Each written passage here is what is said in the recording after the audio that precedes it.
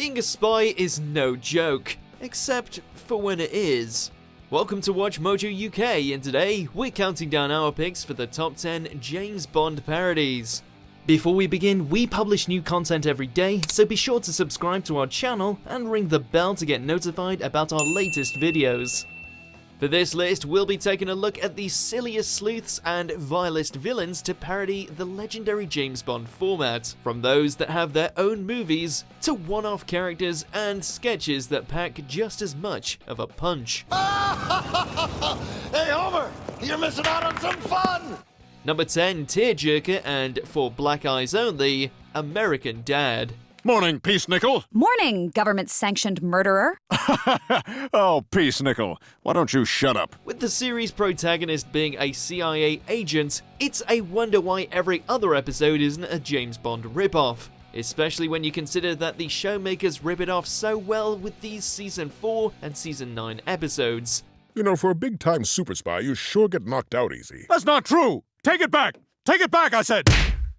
Borrowing heavily from the franchise's eccentric villains, promiscuously named femme fatales, and ridiculous plotlines, both episodes combine Seth MacFarlane's irreverent brand of comedy with a robot Matthew McConaughey, who is vulnerable to milk, cheesy credit sequences, and elaborate henchman battles. In places, it's agonizingly obvious. In others, it's totally off the wall, inappropriate, and brilliant. Actually, the president is dead, half the US is underwater, and millions have perished. So maybe just enjoy that beachfront cabin in Iowa, yes? Number 9, The Secret Life of James Bond. The Peter Serafinowicz Show. You make my life a damned misery. It's for your own good. Now go and tidy your room. It's a tip. You're not meant to go in there! I couldn't see the floor for empty champagne bottles and condom wrappers. 9 times out of 10, James Bond is portrayed as a cool secret agent, regardless of whether or not he is good at his job. But in this sketch, comedian Peter Serafinowicz has Bond doing stand-up and living with his mummy. I had to shoot an assassin with a harpoon last week. I think he got the point. Spitting out god-awful send-off lines in his comedy act, having to sneak girls into his apartment, and getting yelled at for having a messy room, Serafinowicz's Bond is certainly more pathetic than perfect. And to top it all off, it seems he has a strange penchant for flamingos. Phew, that was close. Number 8, Casino Royale. The true, one and only, original James Bond. 1967's Casino Royale is loosely based on Ian Fleming's novel by the same name, but with a comedic twist. It stars David Niven as Bond, who, after realizing how dangerous it is to carry the James Bond moniker, hires a load of other agents to carry the same name, and to also be trained in resisting the charms of women. Martini? What about them? Niven's fellow Bond agents include a host of huge stars, including Peter Sellers, Ursula Andress, and Woody Allen. And of course, there's Orson Welles as Le Chiffre. The story just gets weirder and weirder as the movie goes on, like the fact that Allen plays James's snubbed nephew, Jimmy Bond, who aims to wipe out all men that are taller than him. I mean, what? You can't shoot me. I have a very low threshold of death. My doctor says I can't have bullets enter my body at any time. Number 7, You Only Move Twice. The Simpsons. This is Scorpio. I have the Doomsday device. You have 72 hours to deliver the gold, or you face the consequences. For this one, we focus on the classic Bond villain formula in the form of Hank Scorpio, one of the show's best ever one-off characters. Taking a shine to Homer early on in the episode, Scorpio is a likable business mogul and head of Globex Corporation, but he just so happens to have all the traits of an evil genius too. Part Elon Musk, part Dr. No, Scorpio gives us a load of quick-fire villain references throughout. Scorpio, you're totally mad. I wouldn't point fingers, you jerk. And he can even be seen briefly torturing a certain Mr. Bont, who briefly escapes his clutches, only to be stopped in his tracks by Homer. Wait, would that make Homer a henchman? Nice work, Homer! Am I proud of you? Number 6, Spy Hard. I never felt more ready in my life. Take the clumsy Leslie Nielsen of the Naked Gun franchise Give him a silly name like Secret Agent WD-40 Dick Steele, and you've got yourself a spy spoof. You're gonna look like Swiss cheese when they find you. Oh, that's no Gouda. From its pointless gadgets to its armless bad guy, it's classic Nielsen, which is to say it's just the right amount of stupid.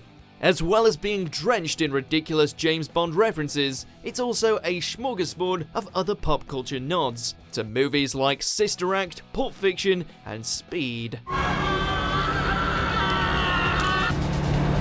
And who can forget the movie's head-busting Bond theme song, performed by the one and only Weird Al Yankovic. Always has places to go and people to kill. Number 5, the next James Bond, David Beckham v James Corden. The Late Late Show with James Corden. You've got someone like you, David.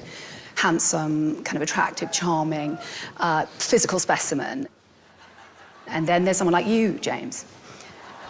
Right, what does that mean? Who'd make a better James Bond, James Corden or David Beckham?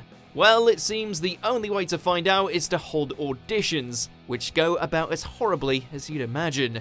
With Corden and Beckham going head to head, they're constantly trying to one-up each other, whether it be jeopardizing costumes, dressing in drag, or simply bitch-slapping each other in the face. Well, at least I don't look like Shrek.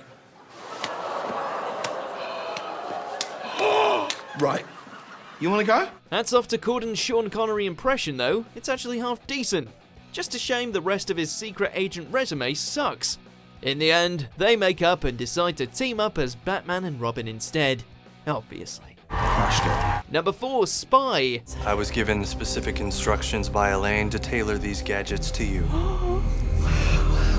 These are not yours. Making a Bond spoof that's just as enthralling in the action department as the source material is not an easy feat. But 2015 Spy does it with aplomb.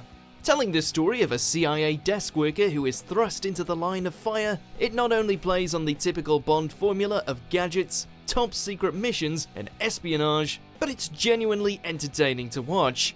Melissa McCarthy carries the role of action-ready protagonist effortlessly, and is superbly supported by the likes of Jason Statham and Rose Byrne. Anyway, call my lawyer, get the Gyod tote from the hotel. I need everything on time. Do you think I still work for you? Whatever. If you're not a fan of the slapstick spoof framework, then Spy could be right up your street, with its fresh take on the genre. That's my ass. It is very difficult to see or gauge my You're position. just simply grabbing my ass. Oh, I am sorry. Number 3, Casino Royale, that Mitchell and Webb look. But why me? Because you're the best damn guesser of the weight of a fruitcake in the service. Can you imagine James Bond competing in carnival games in a casino? Well, thanks to Mitchell and Webb, you don't have to. In this sketch, Robert Webb's Agent Suave travels to an unconventional carnival game-based casino to track down David Mitchell's silver-haired baddie. And the stakes are high. Ah, a new opponent. Yes, I'm quite prepared to take you on. Or should I say, cake you on? Or rather, the cakes are high. And puns just as bad as that come thick and fast, thanks to both of them having quip assistants on cue in a van, as they both try to guess the weight of fruitcakes. In true Mitchell and Webb fashion, it's completely stupid and clever at the same time. You've been lucky tonight. Yeah, maybe I'll get luckier still. Do you mean when you're cupping my fishy ball? Number 2, Johnny English franchise. Are you going to come home now? Maybe. On paper, the idea of Rowan Atkinson playing an accident-prone spy sounds a lot like Mr. Bean with a gun, but Johnny English manages to be so much more than that. Not only is the movie's plot pretty unique, with John Malkovich's villain Pascal Sauvage looking to become king and make England a giant prison, but in a similar way to the aforementioned Spy, it manages to toe the line nicely between entertaining action and humour. Look what I've found. Of course, there's a lot of hilarious takes on 007's adventures, like gadgetry, Bond girls, cars, suits, and hat rack throws. But it swerves all-out zaniness with entertainment value worthy of a trilogy.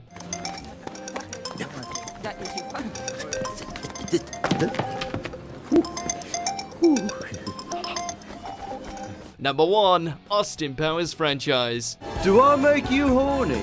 Randy? Do I make you horny, baby? Yeah, do I? Take every campy element of James Bond, ramp it up to 11, and add a velvet blue suit to the mix, and boom, you've got yourself one of the best spies of all time, with some of the worst teeth. Mike Myers' Austin Powers is the ultimate Bond satire. It acknowledges that most of Bond's skills are outdated, sexist, and chauvinistic, and then rolls with it.